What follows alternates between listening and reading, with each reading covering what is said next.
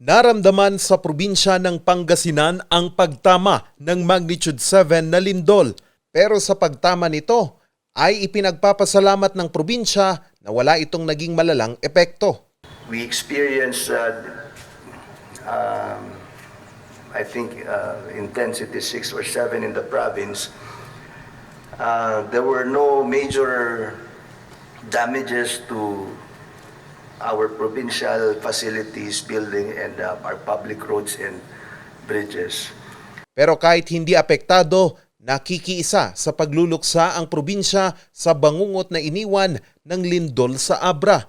Kaya bilang suporta, nagpadala ang probinsya ng agarang tulong sa mga nasalanta.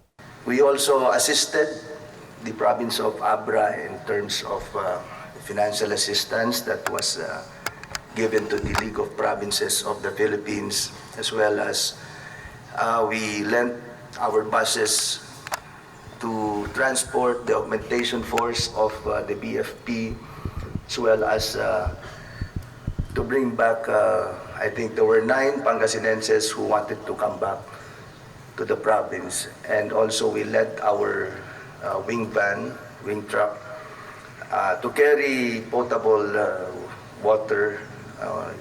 That was the initiative of the PNP Pangasinan.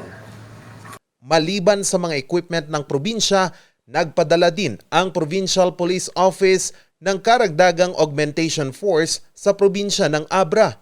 Katuwang din dito ang mga search and rescue units ng Provincial Office ng BFP Pangasinan para sa clearing operation.